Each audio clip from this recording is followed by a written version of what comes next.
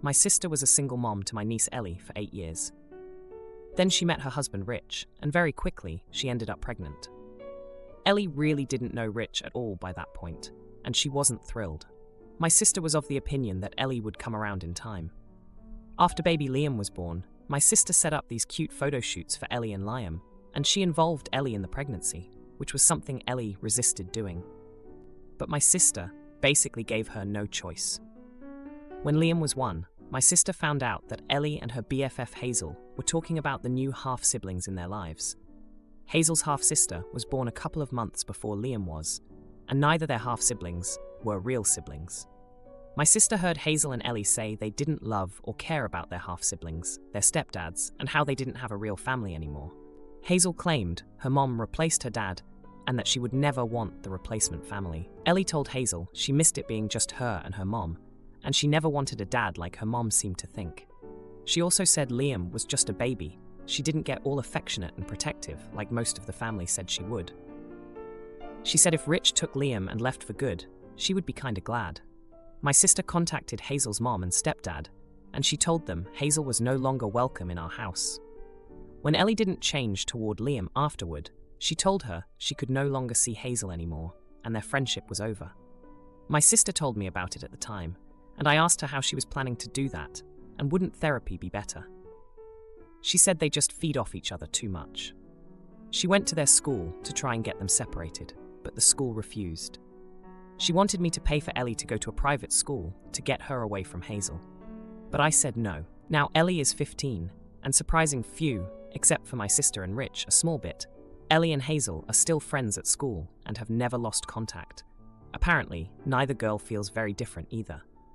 Ellie now has a new half-sister, Olivia, and Hazel has 2 half-brothers. My sister lost her shoot when she found out, and when she confronted Ellie, she was told by Ellie that Hazel is the most important person to her anymore, and she would never give her up for them. My sister grounded Ellie and has tried to make her want to stay away from Hazel, but it doesn't work. My sister has brought this up a few times since finding out, and the other day she accused me of not ever appearing, surprised that Ellie disobeyed her. I admitted that I wasn't, and I always knew trying to take Ellie's best friend from her would be something Ellie wouldn't go along with. My sister accused me of not being honest with her by not saying this sooner, and of wanting her marriage and family to fail. She also accused me of being arrogant and thinking I know Ellie better than she does. She also claimed I knew and had seen the girls together, which is untrue. Am I the idiot? Now, for a few comments before the update. Comment 1. Not the idiot. You can't command someone, especially a child or teenager, to feel differently. It almost always works to reinforce the existing feeling. What you need is to let them talk it out and explain it, and come to the conclusion on their own that their feelings make them jerks and want to change. Yeah, a real psychologist will say this better than me. Of course this would happen, but also, of course she would have hated you for ever speaking up against her stupid decisions. Comment 2. Ah yes, blame everybody for your child resisting something you forced her to accept and not listening to her thoughts and feelings in the matter. Not the idiot. Your sister needs to get her head out of her bottom. This is not about her. This is about her daughter being driven away by her sister's behavior. If she keeps this up, she will damage her relationship with Ellie permanently. Now for the update. Hey everyone, thanks for all the support on my last post. It's been a week, and boy, do I have an update for you. So, after my sister accused me of wanting her family to fail, things got even more heated. She's been trying to control Ellie's life more than ever, and it's just pushing Ellie further away. My sister's been monitoring Ellie's phone, setting earlier curfews, and even trying to pick her friends for her. But Ellie's a smart cookie, and she's been finding ways to outsmart my sister at every turn. Remember how my sister tried to get Ellie away from Hazel by sending her to a private school? Well, Ellie's been using her lunch breaks at school to meet up with Hazel. They've been sneaking out to the nearby park, sharing their woes and supporting each other like true best friends do. It's like they're living a double life, and my sister has no clue. Now, here's where things get really juicy. Ellie's been talking to Hazel about how she feels more like a babysitter to Liam and Olivia than a sister. She's been helping out a lot at home since my sister and Rich are both working long hours. It's like Ellie's taken on a third parent role, and she's feeling the weight of it all. But the real shocker came when my sister found a note in Ellie's room. It was from Hazel, talking about a plan to run away together once they turned 18. My sister lost it. She confronted Ellie, and there was this huge blowout. Ellie shouted that she felt trapped and that Hazel was the only one who understood her. My sister was in tears, and Rich was trying to play peacemaker, but it was a mess. In the midst of all this, my sister somehow got it into her head that I was the one who gave Ellie the idea to run away. She thought I'd been secretly meeting with the girls and encouraging their rebellion. I was shocked. I had no idea about any of this, and I told her as much. But she wouldn't believe me. She said I was the only one who knew how Ellie felt and that I must have been the one to plant the seed. Now, let's rewind a bit to when Ellie was younger. She always had this adventurous spirit, this dream of traveling and seeing the world. It was something she and I talked about a lot. We'd look at maps and she'd point to all the places she wanted to go. I guess my sister remembered those conversations and thought I was still influencing Ellie's decisions. But here's the thing. I haven't had those kinds of talks with Ellie in years. Sure, I knew she was unhappy, but I never suggested she run away. That's just not something I would do. I care about Ellie's well-being, and I wouldn't want her to make such a drastic decision without thinking it through.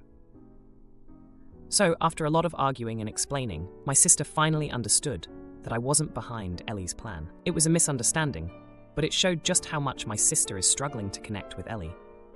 She's so wrapped up in her own fears that she's seeing conspiracies where there are none. Ellie's still grounded, and my sister is trying to rebuild their relationship. But it's going to take time. Ellie's trust has been broken, and she's not going to open up overnight. It's a tough situation, and I'm just trying to be there for both of them as much as I can. As for Hazel, she's still in the picture, and I don't see that changing anytime soon. Those two are thick as thieves, and I think my sister is slowly realizing that she can't force Ellie to feel a certain way about her family. She's going to have to find a new approach if she wants to keep Ellie close. My husband can't work due to illness, so I let our divorced friend stay rent-free. But nosy neighbor spreads filthy lies, and now my marriage is on the rocks with therapy as our last hope. So for context, I'm a 41-year-old female. I'm married to a wonderful husband for 20 years, and we're still madly in love. Due to mental illness, my husband can't work, so I'm the breadwinner in our family. This works well. I have a high-paying job, don't have overtime, and mostly work from home. My husband is our homemaker, and seriously, he's great at it. Last year, I was able to buy us a new house with a big garden. We do have a high fence around our property, so looking into our house isn't easy. You'd have to stand on your toes to peek over the fence. One of our neighbors, let's call her B, is incredibly nosy. When we moved in, she was the first to show up, not to help, but to gossip about other neighbors and warn us to not trust them too much, and things like that. 2 months ago, my husband's best friend lost his job, together with his wife, who thought a jobless man who can't provide doesn't deserve her. The poor guy struggled extremely with bills, divorce, and an upcoming depression. So my husband and I decided to get him out of this situation. We do have a spare bedroom that we wanted to turn into a gym room, but the room is still empty. So we offered this room to our friend, didn't ask for rent or any contribution, just to help him be able to breathe again and focus on the future without having to worry about rent, bills, etc.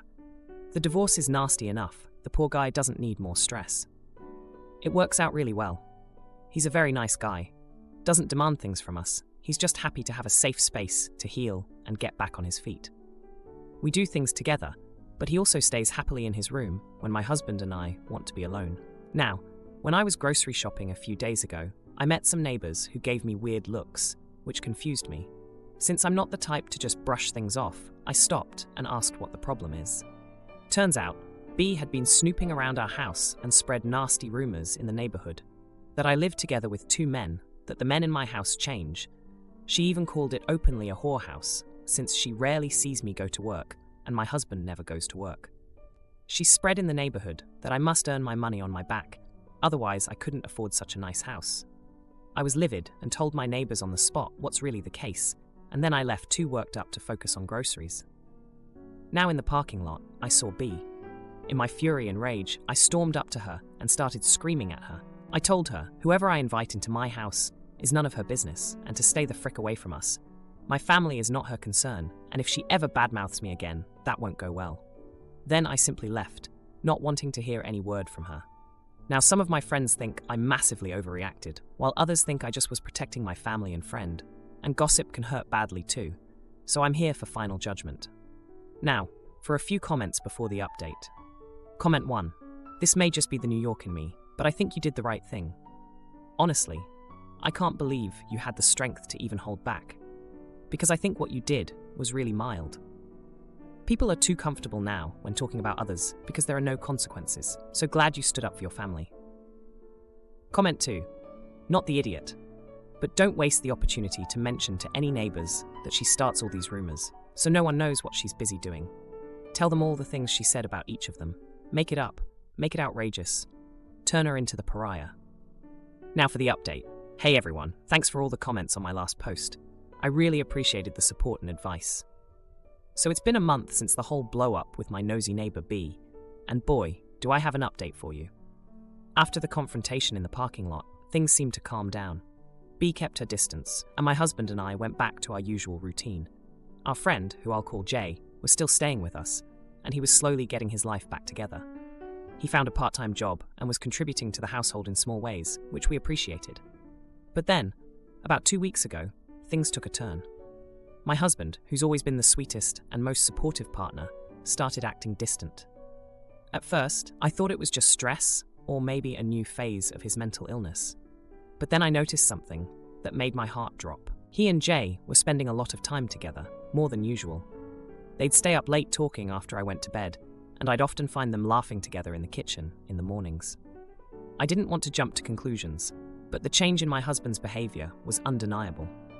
I decided to talk to him about it, and that's when the bombshell dropped. He confessed that he had developed feelings for Jay. He swore nothing physical had happened, but the emotional betrayal stung just as much. I was heartbroken. The man I'd been madly in love with for 20 years, the man I supported through thick and thin, was telling me he had feelings for someone else. The next few days were a blur. I felt like I was living in a nightmare. Jay, realizing the chaos he had unintentionally caused, decided to move out.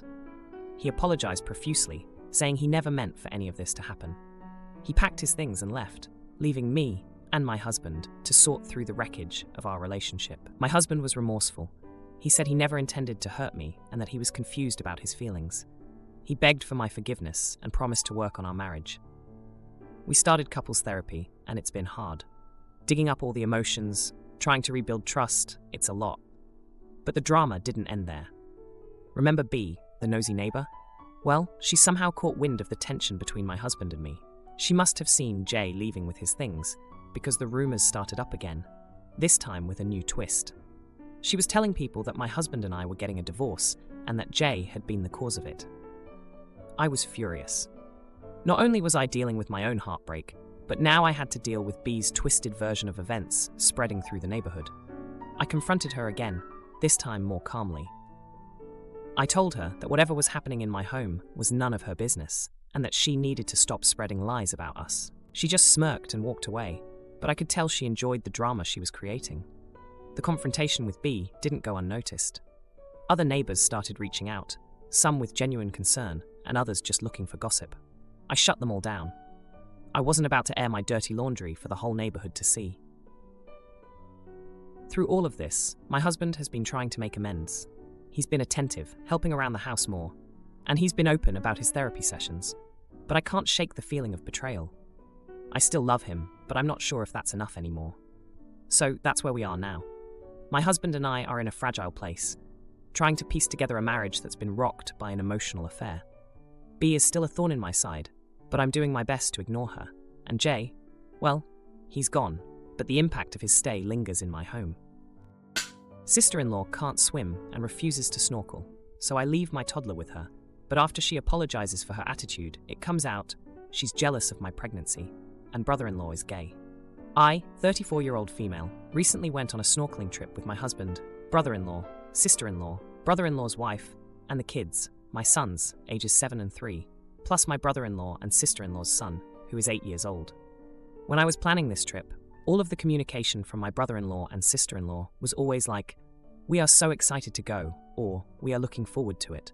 So I was always under the impression that everyone was going to, get in the water and go snorkeling.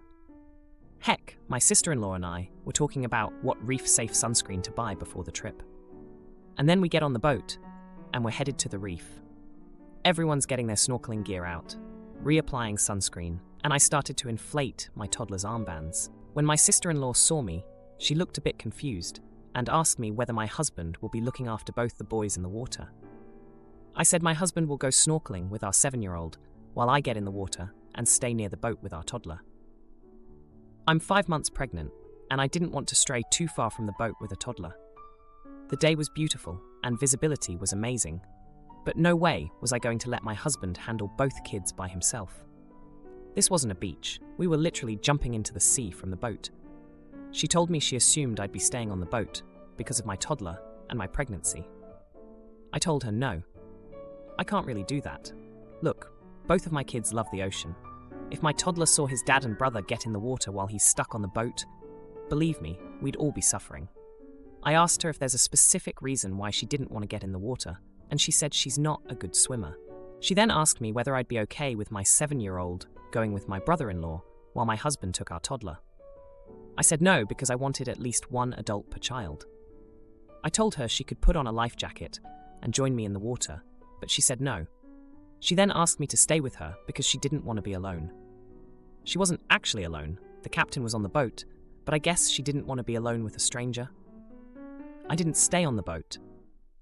She only gave me one-word answers on the way back home, but I got a message 2 days ago. She basically said that she was wrong to assume that I would stay on the boat, but she thought I would stay as a good host. I told her I'm sorry she felt that way. She called me a butt that can't even properly apologize. I promptly cut that off and let my husband deal with it. My sister-in-law has called me multiple times since, but I haven't answered. My brother-in-law is unhappy that I'm ignoring her and told my husband to make me talk to her. Now, for a few comments before the update. Comment 1. Not the idiot. If she needs someone on the boat, she should have called her own husband back in. Was he aware she was planning to stay on the boat? Did brother-in-law know she wasn't going to swim and also just assume you'd babysit her? And he has the gall to be annoyed with you? ETA, your sister-in-law sounds like a child who can't stay on her own for a bit. I mean, come on. Comment 2. She told me she assumed I'd be staying on the boat because of my toddler and my pregnancy. When you assume, you make a butt out of you and me. Abe Lincoln, probably. She thought I would stay as a good host. You didn't host anything. Not the idiot 4. Your husband needs to deal with her and the demanding brother-in-law. Not your circus, not your monkeys. Now, for the update. A lot has happened since my last post about the snorkeling trip. Things have taken some unexpected turns, and I'm still trying to wrap my head around it all. After the whole snorkeling debacle, my sister-in-law's attitude towards me went from cold to downright icy. She started dropping passive-aggressive comments whenever we met, and it was clear she was still holding a grudge. My husband tried to mediate, but it was like talking to a brick wall. She was convinced I had wronged her, and nothing could change her mind. Then, out of the blue, my brother-in-law came over to our house one evening, looking more serious than I'd ever seen him. He confessed that he and my sister-in-law were having marital problems and that the snorkeling trip was supposed to be a chance for them to reconnect. He admitted that they hadn't been communicating well for months and the tension had been building up. The trip, which was supposed to be a fun family outing, had become a breaking point for them. I was shocked. They had always seemed like the perfect couple, always laughing and joking together. But as my brother-in-law opened up, I learned that they had been putting on a facade. They were struggling with infertility, which had put a massive strain on their relationship. My sister-in-law had become increasingly jealous of my pregnancy, and seeing me with my kids was a painful reminder of what she couldn't have. The revelation hit me hard. I had been so caught up in my own life that I hadn't noticed the signs of their distress. Guilt washed over me for not being more understanding. I offered my support, but my brother-in-law just shook his head and said they needed to work through things on their own. A few days later, my sister-in-law called me, and this time, I answered. She was crying, apologizing for her behavior, and explaining how hard it had been for her to be around me and my growing family. She confessed that she had been unfair to me, and that her own insecurities had gotten the best of her. We had a long emotional conversation, and I could tell she was genuinely remorseful. I forgave her, and we agreed to start fresh. It felt like a weight had been lifted off my shoulders, and for a moment, it seemed like things were going to be okay. But life had another curveball to throw. Just when my sister-in-law and I were rebuilding our relationship, my brother-in-law dropped another bombshell. He had been seeing a therapist to deal with their marital issues, and through the sessions, he realized that he was gay. He had been struggling with his identity for years and had finally come to terms with it.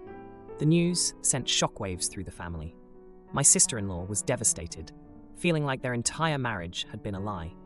My husband was stunned, not knowing how to support his brother through such a monumental change, and I was caught in the middle, trying to be there for both of them while dealing with my own mix of emotions. The next few weeks were a blur of tears, arguments, and heart-to-heart talks. My brother-in-law moved out, and my sister-in-law started therapy to cope with the end of her marriage. It was a painful time for everyone, but there was also a sense of relief as secrets were brought into the light. As for me, I was left with a bittersweet feeling. I was happy that my brother-in-law could finally be true to himself, but I was heartbroken for my sister-in-law, who had to watch her marriage crumble. And through it all, I couldn't help but feel a sense of loss for the close-knit family we once were. Now, we're all trying to find our way forward. My sister-in-law and I have grown closer, supporting each other through this tumultuous time. My brother-in-law is exploring his new life with a mix of fear and excitement, and my husband and I are doing our best to keep our family together, even as the dynamics shift around us. If you like this video, you'll probably like these too. Also, while you're here, please consider subscribing. It's your support that keeps this channel alive and allows me to make better and longer videos. Have a great day.